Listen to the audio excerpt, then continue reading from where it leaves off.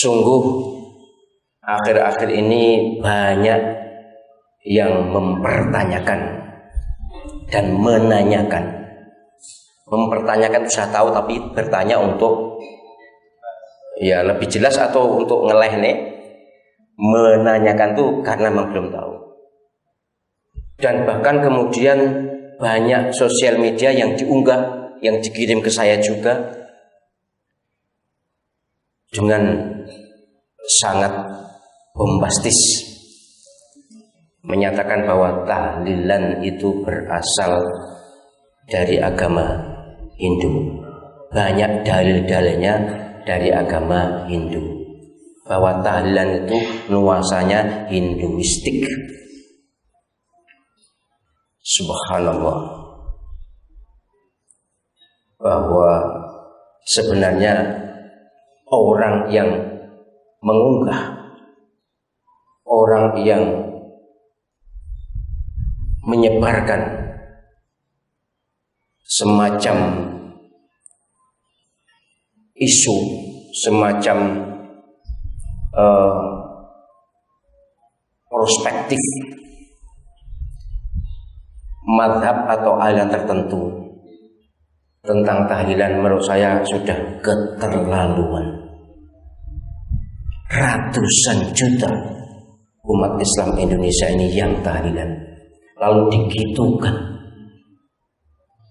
Cek teganya.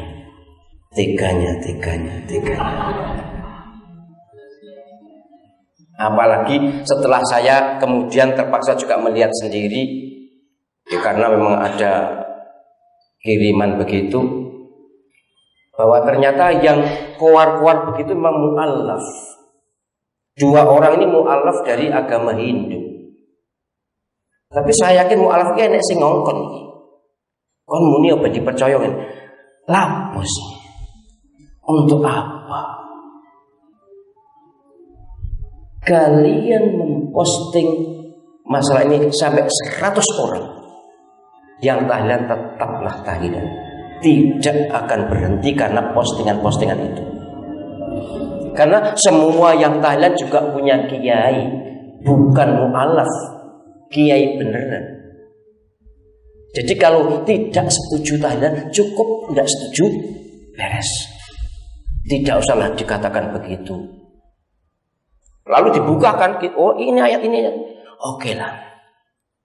Saya sudah membaca banyak tentang sejarah tahlilan itu. Bahkan saya membimbing disertasi karya ilmiah yang membahas masalah, salah satu itemnya masalah tahlilan. Jadi sesungguhnya saya paham soal tahlilan itu. Tapi ketika mendapatkan pertanyaan-pertanyaan begitu, kemarin pun masih ada pertanyaan-pertanyaan gitu. Ya karena sebagian umat Islam mesti resah. Bahkan sebagian juga ikut percaya, oh iya ya, ini kok bener sih kok tahlilan kok Hindu itu. Bahkan di sebagian tempat akhirnya jamaahnya buyar.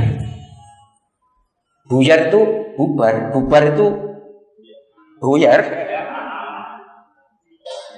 Iya benar, ini ada jamaah yang terpaksa karena berselisih soal itu. Terus lu gak usah jalan. Kemudian yang satu bertahan, yang bertahan dikit apa, yang tidak mau banyak mungkin. Janim biyen ya terpaksa melok tahlilan terpaksa. Arah syarat asli ini, tapi berhubung gak enak yang kampung gak enak tahlilan, gak melok gak enak, enek sing odo-odo begitu langsung gak melok tahlilan. Beneran enek alasan. Ya memang tahlilan kadang-kadang yo capek kan?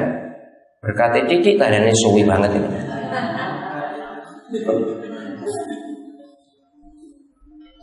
Jadi sungguh sekali lagi saya ulang untuk kesekian kalinya, para mubaligh, lebih-lebih orang-orang cerdas yang aktif di sosial media, tolonglah pertimbangkan perasaan saudara sama muslim. Pertimbangkan itu. Jangan lalu karena semangatnya kemudian nyalahkan, kemudian tahlilan haram, yasinan bersama-sama bid'ah, sholawat nariyah haram. Nek haram kan mestinya dosa kan? Dosa kan rokok kan? Bid'ah kan sesat, sesat kan rokok juga. Ya iku sing yasinanku. Tiap malam Jumat itu seluruh Indonesia entah berapa ribu masjid, berapa ribu rumah, berapa juta kaum muslimin yang tahlilan, yang yasinan, yang narian. Mereka masuk neraka karena itu. Beranikah kalian mengatakan bahwa umat Islam yang tahlilan akan masuk neraka karena berdosa? Umat Islam yang yasinan bareng masuk neraka. Apa begitu? Jadi sekali lagi saya ingin cooling down. Umat Islam harus cool, harus sejuk. Wis didu maju pisan. Ya break. Akhirnya ada pencegatan, macam-macam lah. Dan dengan pencegatan itu akhirnya yang dicegat makin populer, diundang TV, bicara. Sehingga betapapun menguntungkan musuh-musuh Islam. Oleh karena itu saya ingin mendudukkan sebenarnya tahlilan itu dari agama Hindu atau bukan, dan apakah yasinan bareng itu juga bid'ah setelah yang lewat berikut ini. Hadirin hadirat rahimakumullah, para pemirsa yang berbahagia. Saya pernah 2 tahun di Sudan. Sudan itu Afrika Utara, selatannya Mesir, dulu negara bagian dari negara Mesir, kemudian memisahkan diri, itu termasuk negara Arab. Di sana ada selamatan, ada doa bersama untuk orang meninggal itu hari ketiga dan hari ketujuh. Saya juga pernah membaca referensi bahwa di Masjidil Haram dulu sebelum Abdul Aziz bin Saud, Raja Saudi Arabia yang bekerja sama dengan Wahabi itu berjaya lagi, dulu termasuk Syekh Nawawi Al-Bantani, orang Banten, orang Al-Jawi, orang Jawa, itu juga sempat menjadi imam di sana. Syekh Yasin Al-Fadani, Padang, kemudian banyak ulama Indonesia yang menjadi tokoh agama di Masjidil Haram. Dulu kalau ada orang meninggal di Masjidil Haram itu ada doa bersama dari hari pertama sampai hari ketujuh. Membawa makanan bersama-sama. Pertanyaannya, apakah Hindu juga ke sana kemarin itu?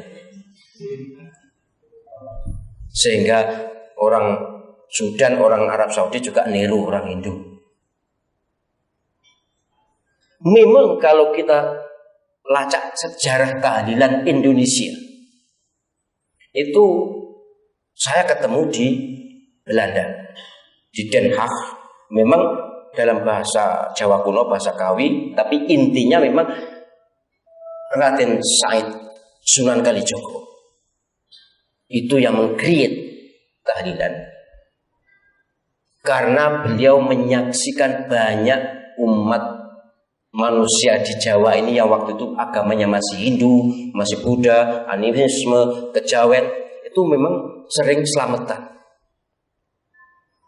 Kemudian oleh Sunan Kalijogo, wah ini selamatan ini kan tadi wong wis kumpul, gak usah ngundang wong, gak usah ngumpul wong, orang sudah biasa kumpul, wah, lalu dimasukilah oleh beliau dengan repen-repen, kemudian mantra-mantra kejawen diganti dengan Fatihah, Al-Ikhlas, Al-Falaq, An-Nas, dan seterusnya sebagaimana yang kita ketahui itu. Itu tahlilannya. Kemudian 3 hari, 7 hari, 40 hari, 100 hari, memang agama Hindu ada seperti itu. Jadi andai kata disebut berasal dari Hindu, jangan tahlilannya, tapi hari-harinya. Kalau tahlilan jelas Fatihah nggak mungkin dari agama Hindu kan. Bacaan-bacaan tahlilannya jelas dari Al-Quran dan Al-Hadis.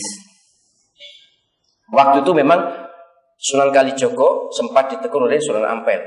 Kok ada seperti ini? Nanti jadi masalah. Kata Sunan Kalijogo, tidak, saya ingin mengislamkan mereka ini dari pintu ini, dari pintu tahlilan. Dan nyatanya Sunan Kalijogo paling sukses, paling berhasil memasukkan mereka yang beragama non-Islam ini menjadi Muslim melalui pendekatan budaya, cultural approach. Jadi ada miripnya, dan bahkan bisa saja memang ya karena sudah terbiasa, telung dinanan, pitung dinanan sudah ada di situ, lalu dimasuki. Apa ini tasyabuh? Terserah. Kalau sebenarnya tasyabuh itu apa ini mirip-mirip, kemudian didalili man tasyabbaha biqaumin fahuwa minhum. Siapa yang niru-niru kebiasaan suatu kaum, maka dia termasuk kaum itu. Apa begitu? Nabi Muhammad sallallahu alaihi wasallam pernah suatu ketika menyaksikan ketika pindah ke Madinah dari Mekah, tahu di sana di Madinah itu ada orang puasa tanggal 10 Syuro. Orang Yahudi, orang Nasrani, terutama orang Yahudi puasa. Ahlul kitab istilahnya puasa. Lalu Nabi Muhammad SAW tanya, ini mereka ada apa itu kok puasa itu?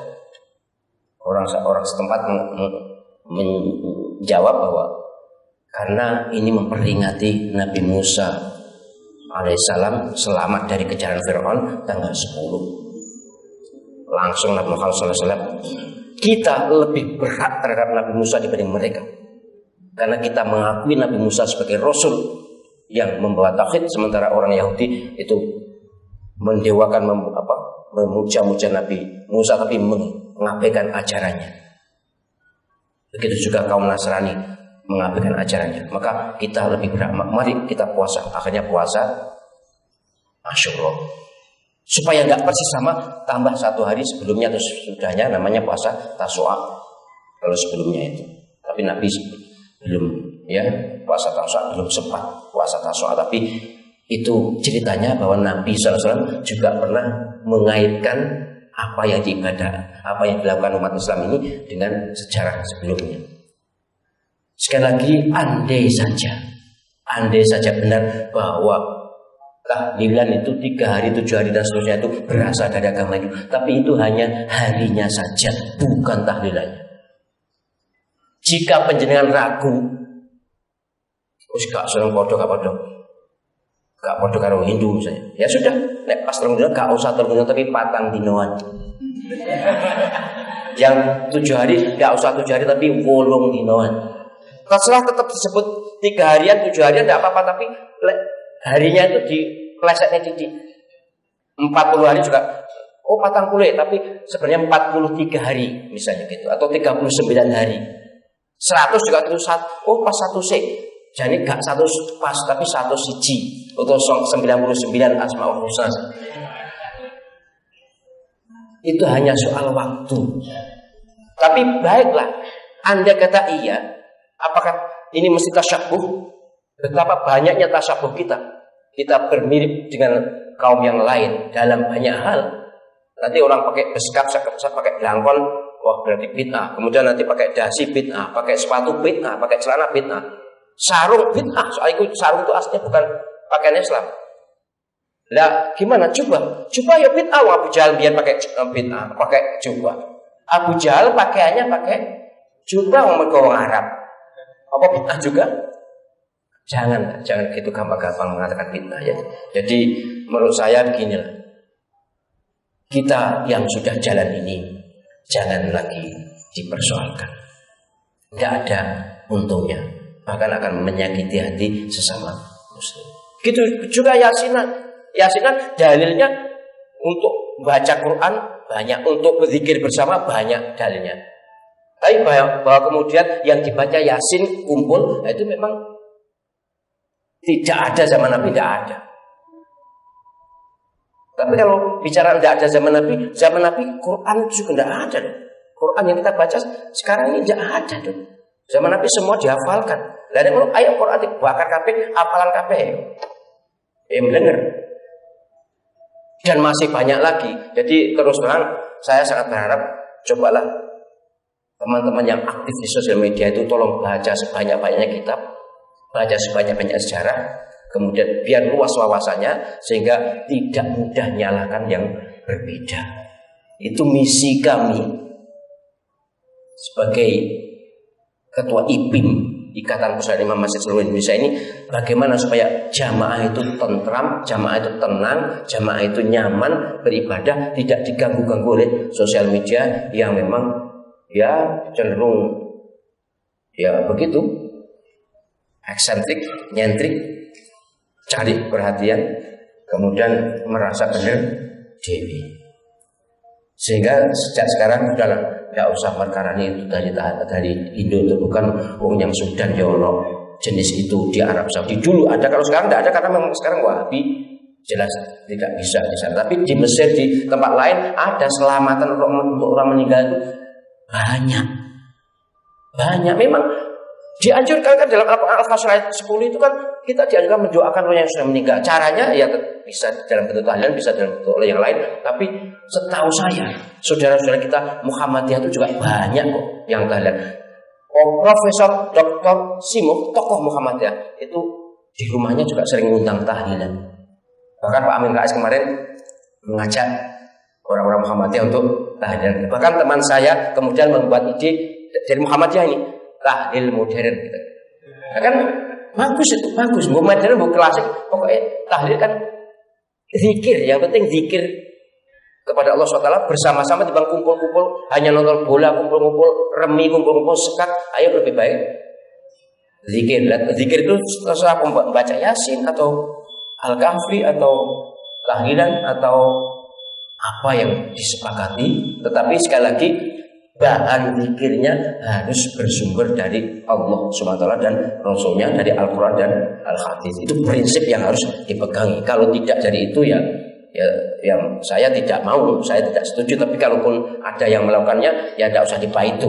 Mereka toh melakukan kebaikan, ingin kebaikan. Semua umat Islam ini ingin masuk surga semua. Kok di neraka rakaat-rakaat ini kan sakit hati. Sakitnya itu di baik.